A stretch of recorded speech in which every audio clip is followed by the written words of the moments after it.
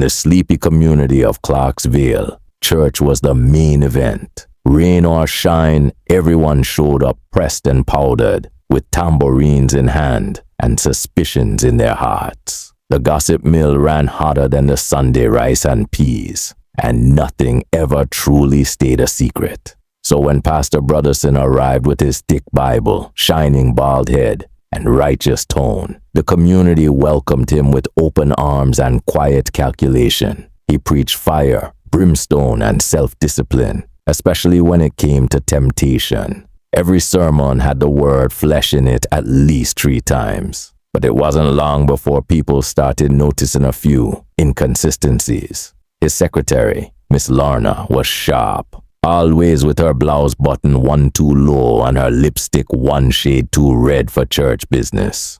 She wasn't rude, just confident. Confident enough to laugh too loud at pastors' jokes. Confident enough to stay back after every church service, sometimes well into the night, helping organize documents. Sometimes they'd hear it, a squeaky desk leg, a cough that didn't sound like any cold. Once Brother Newton swore he heard a hymn being moaned. Jesus is tenderly calling thee home, but in a way that would have made Sister Inez faint. Still, nobody said a word, because Clarksville had a rule. As long as no one see, no one know. That was until 14-year-old Aaliyah, smart-mouthed and always in the wrong place at the wrong time, decided rules were foolish. Aaliyah had gone to church Bible study that Thursday to borrow markers for her school poster. But when she walked past the pastor's office, she heard something that didn't sound like typing. Out of curiosity, or maybe spite, no one ever really knew, she took out her phone, tiptoed back, and clicked. One picture, flash on. She ran straight home, laughing like a mad woman. That same night, she posted the blurry but clear enough image on her cousin's Facebook account with the caption, "When Pastor lay hands differently, #let us pray."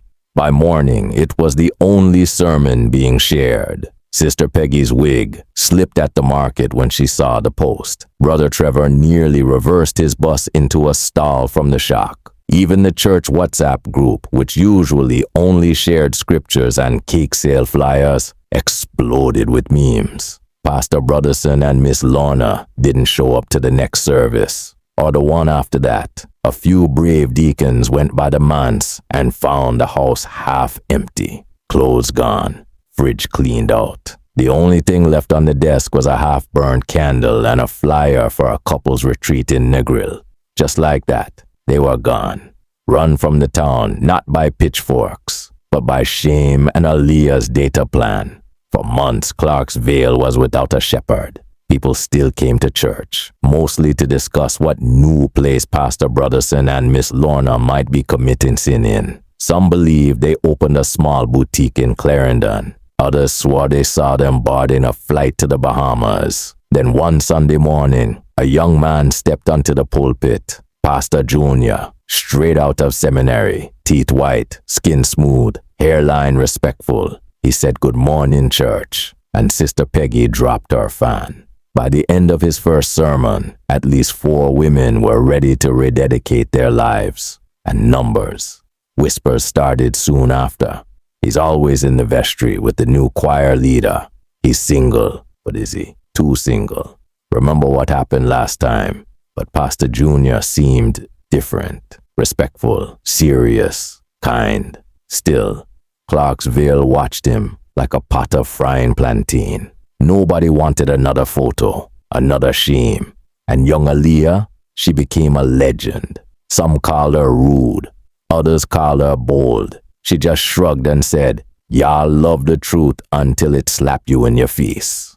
To this day, nobody saw Brotherson or Lorna again. But every now and then, when the wind blew just right past the church window, someone swore they could still hear that creaky desk leg groaning in protest. And the people of Clarksville, they prayed harder, gossiped quieter, but mostly, they watched that vestry door with holy suspicion.